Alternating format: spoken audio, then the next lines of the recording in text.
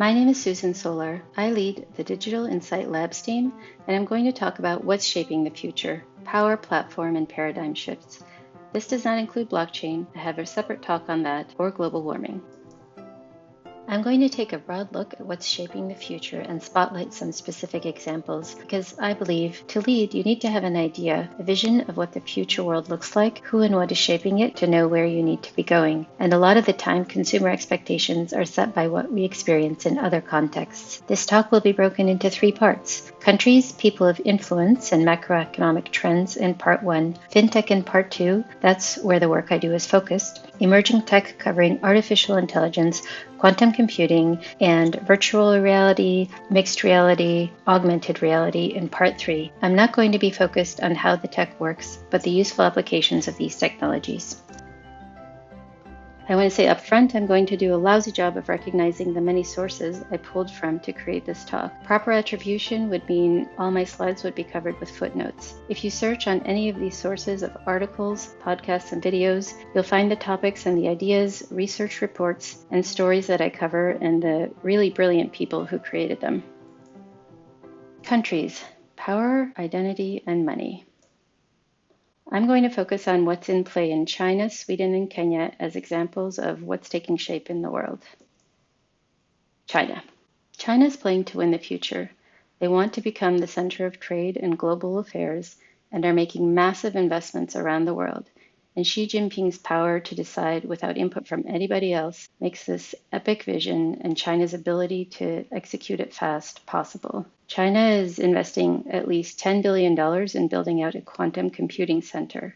They're dominating AI funding, and they're heavily invested in biomedicine and genome research and many other areas of technology. China surpassed Europe in putting 2% of its economic output into R&D, and through something called the 1,000 Talents program, China is luring researchers back from abroad. Back in 2010, China had already managed to bring back 80,000 Western-trained PhDs in the life sciences.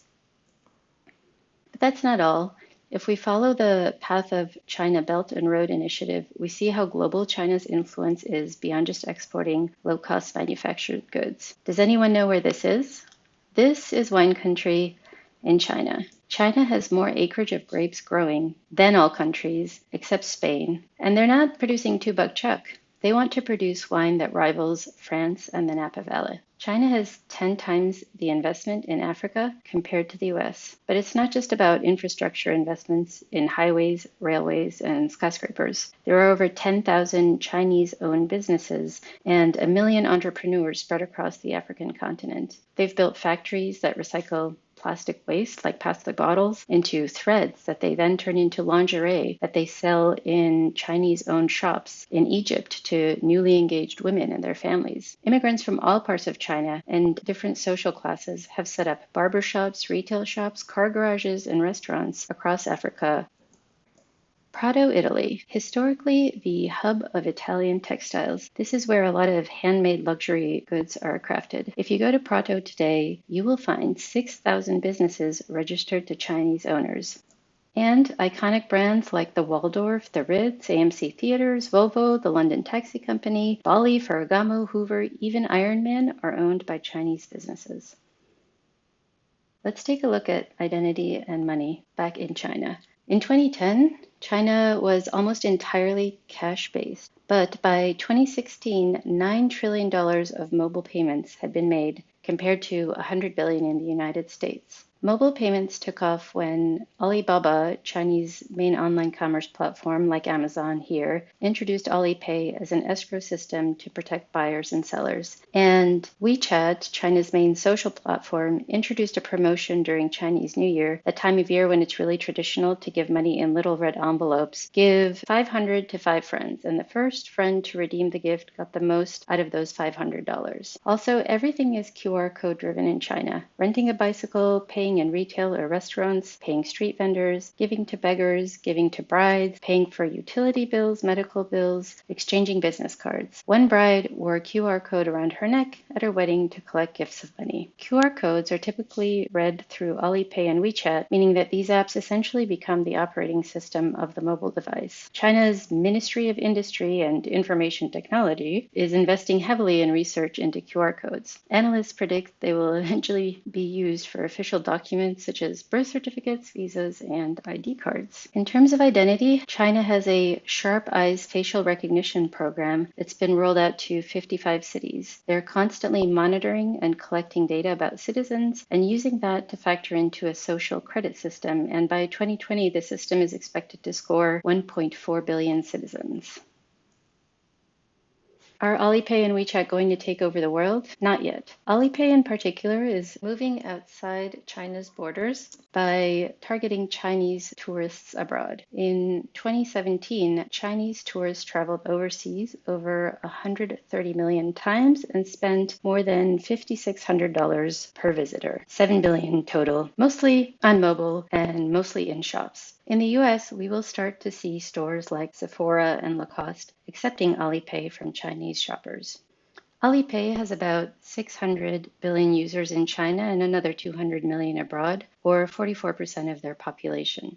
If we look at the United States, mobile payment adoption, we see that it's spread across Venmo, Apple Pay, Walmart, and others, and only about 10% of the population uses them. In the US, these are really more like skins over traditional payment rails, like credit cards, and because the services we use to manage our money are fragmented, there's still less friction in pulling out a credit card than paying through our phones. Compare that to Alipay, which thinks of itself as a lifestyle app. So when a Chinese tourist goes to New York City, she opens up Alipay and it'll show her all the nearby stores that will let her pay with Alipay on her phone. Now let's go to Sweden. What does a Swedish krona look like? I have no idea. I spent 10 days in Stockholm this summer and I did not see a single Swedish krona.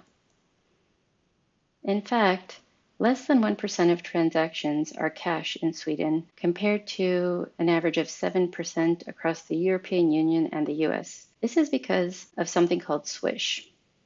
It was set up in 2012 by 7 of the largest Swedish banks. I went to a flea market while I was in Sweden and I couldn't buy anything because the only form of payment accepted was Swish, which requires that you have a Swedish bank account. The identity that's associated with your Swish account is issued by banks. 90% of Swedes use this bank ID not just for payments, but to sign agreements with banks, agencies to get loans. Denmark and Norway are on this path next.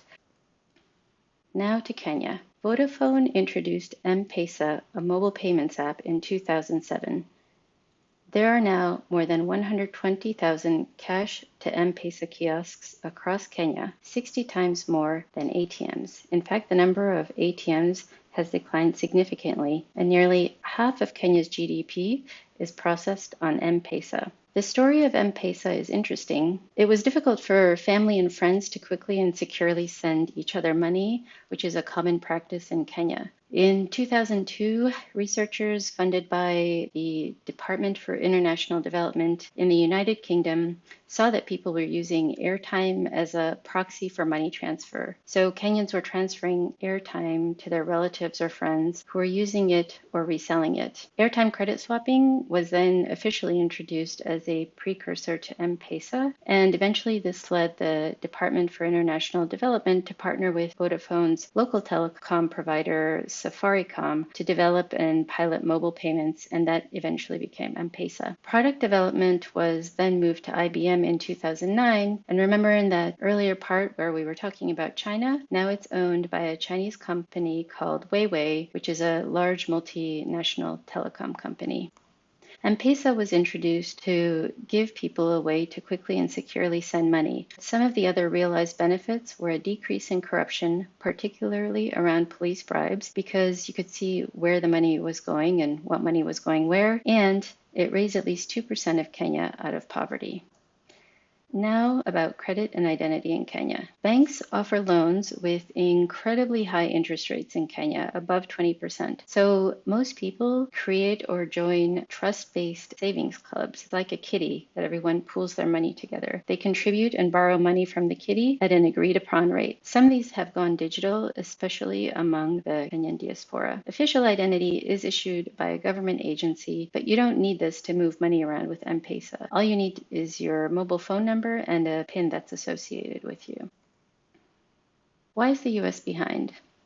In China and Kenya, both economies were almost entirely cash-based. There were virtually no checks written and very little credit card usage in these countries, and Sweden as well. There was no legacy infrastructure to easily move money around. In Sweden, laws don't require retailers to accept cash. For these and other reasons, unlike other countries across Europe, less than 20% of transactions at point-of-sale systems are cash-based. Other countries range from 45% to above 90%. In contrast, in the US, credit card rails are entrenched. We've come to expect the rewards, the protection, and the instant loan that we get from credit cards. Merchants don't like the fees, but they have little choice but to accept them. And because we're hooked on credit card rails, we also have tremendous debt. As of this year, the average American has a credit card balance of $6,375. Globally, we are the leaders in credit card debt.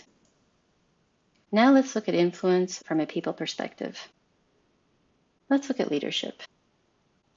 What do these CEOs have in common? They all went to the same high school in India. What do the CEOs of Google and Pepsi have in common? They both grew up in Chennai, in India. In fact, among the Fortune 500 companies, 44% were founded by immigrants or the children of immigrants. We're still a country of immigrants, and these leaders are the stewards of the American dream. What do they have in common? Oh yes, they are all wearing suits. But what strikes me is that when I listen to these women talk about what's on their mind, they talk about the future, about blockchain and quantum computing and artificial intelligence at scale, cybersecurity automation. These women are thinking about what the future looks like and how it impacts the economy and their businesses. So that's what they have in common. They're leaders looking beyond the boundaries of their businesses to take in what's shaping the future and figuring out how to chart their course through what's coming. From business leaders to a form of everyman, micro-influencers. We consume a lot of media, a lot of video. 94% of what we watch is created by 1% of the people making content. There are lots of stats like this, and depending on how you slice it, let's say that's including everyone who ever uploaded a video, that's still 1% of 150 million people or 1.5 million people. If you're more conservative and assume with 50 million channels and 5 channels per content creator, you have 10 million legitimate creators. 1% of that is still 100,000 people you've never heard of. So no matter how you slice it, we are still consuming media from more people than we can keep track of. We are seeing a shift from traditional media companies to influencers, people most of us have never heard of, having that kind of following and influence on what we buy. LOL dolls are what Cabbage Patch Kids were in the 80s, thanks to 20-minute unveilings of the surprise by TT Toys and Dials getting over 1 million views per video. And we're seeing a shift to live streaming. Twitch, for example, is at 45 billion minutes per month, which is 50% more than in 2017. What does a micro-influencer look like? Here's Ryan. He's 6 years old. He made $11 million in 1 year reviewing toys on YouTube. Now let's look at some manifestations of live streaming, or more generally, this idea of real-time simultaneous interaction. The rise of massive simultaneous online social communities can be seen across different platforms. One example is HQ Trivia. At any given time, there might be 2 million concurrent players trying to answer trivia questions correctly for a pot of money. Fortnite is a game that's taking the world by storm. Any given time, there might be 3 million concurrent players. There are over 125 million Fortnite players in total spending 6 to 10 hours a week in this game. Fortnite has already grossed $1 billion.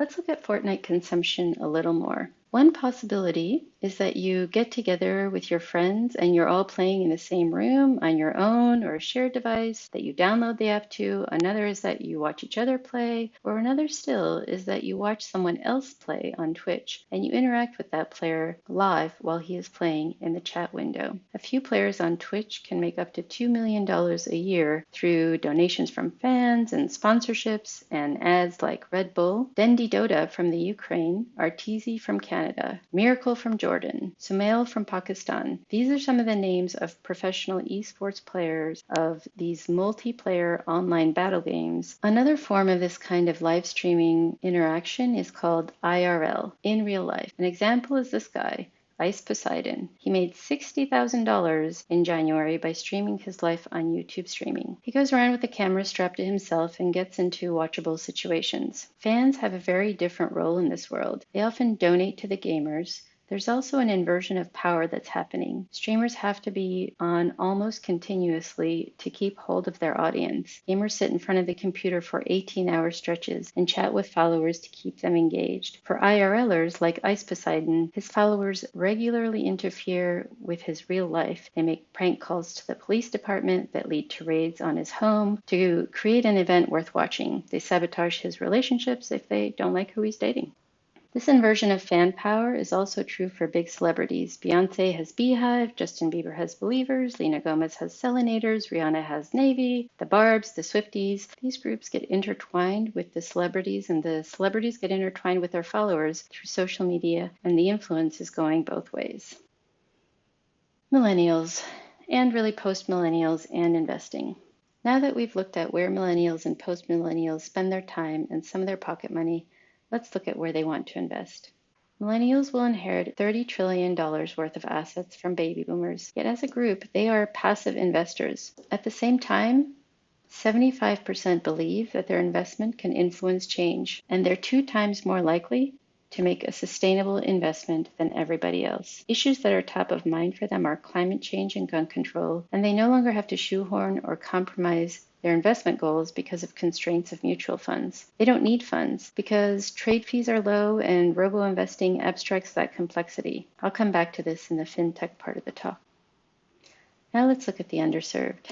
There are over 2.5 billion unbanked adults globally, 60 million in the United States, 12.5 million undocumented workers in the United States, and 76 million unyoung. These are the baby boomers and their parents, called the silent generation. With the $30 trillion in assets that they still hold that they haven't passed on to the millennials, they have all the money. Millennials today have 4% of the nation's wealth. The rest is in the hands of the unyoung. These are my parents. My mother needs help from my father to stand, sit, and walk around. She needs to call him over to help her each time she wants to move. To make that easier, I bought her an Apple Watch and set it up so she could press a button to call him. Despite that my mom was a doctor and highly intelligent, this turned out to be too complex and unreliable for them. Next, I got her a button push walkie-talkie. You push the button and talk, but it has to be in good Bluetooth range of their cell phones. Again, too fussy for them to use. Finally, when I was in Sweden, I went to a Viking store and bought a little Viking whistle because it turns out the whistle is the best solution. The unyoung have mobile phones, they use technology, but technology doesn't serve them. They are more vulnerable to scams, their finances are far more complex, their asset types more diverse, and there's no easy way for them to transition or share control of their assets with their children. Have you tried getting your parents' password to help them set up something like a DirecTV or their iPad? The bigger point is each of these groups of people are underserved by technology, but have a huge impact on the economy and the shape of the future.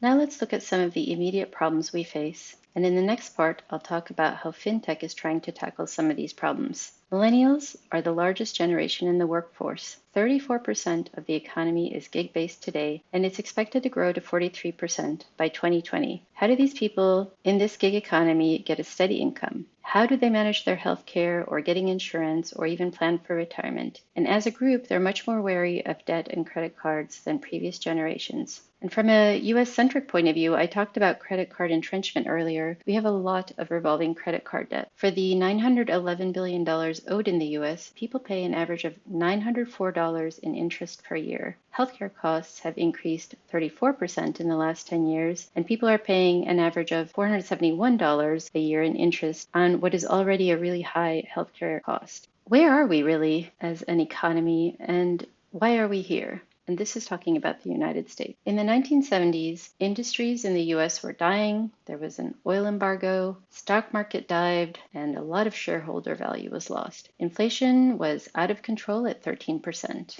And when people don't know what a dollar is going to be worth in a year, it's really hard to decide whether they should buy a house or whether someone should start a business or invest in their business. The 1970s is when two trends began. First of all, you can see on this chart the divergence of wages from productivity and at the same time the shareholder first Wall Street over Main Street economics philosophy. In response to what was happening, the Fed used its biggest lever, adjusting interest rates, and it was still effective to help reset the economy in the early 80s. Interest rates were raised to 20% by the Fed to cool down the economy, and it had the expected effect. High interest rates meant that companies and people stopped borrowing, which slowed down spending and investing. On the flip side of that, low interest rates are meant to make borrowing easier and increases spending and investment, which is expected to increase productivity and demand, which is expected to increase worker compensation, and then inflation goes up. But what we've seen is that lever is no longer having an effect on compensation. This lever changed the economy and brought inflation down to 3% by 1983, which is thought to be about right. But this lever doesn't work anymore, and no one really knows why. The leading thinkers think that consolidation at the top and globalization means there isn't a competitive pressure on businesses to increase wages. The pressure on the Amazons and the Walmarts is to keep costs low. And we create that pressure when and where we shop by the choice we make to buy from them. And in turn, that data about us is used to make it even easier for us to shop there. The other pressure force is shareholder returns as the top outcome that drives business behavior. And that's the trajectory we're still on. But then take a look at this. Right now, as of October 2018, there are 659,000 more job openings than unemployed people in the United States. And that's the first time that's happened since they began tracking this around 2000. 38% of small businesses have jobs they can't fill. 71% of people who didn't have a job weren't even looking the month before they landed that job. And there's a 2.4% quits statistic, which means that people are confident enough that they will find another job that they're willing to just quit their job outright without having something lined up. So are the jobs not in the places where people are unemployed? Are the living expenses too high where the jobs are? How do we make sense of this? We don't know. Meanwhile, tech is trying to fill the gaps for humans and for human power shortages, which is what we're going to talk about next in part 2 and part 3.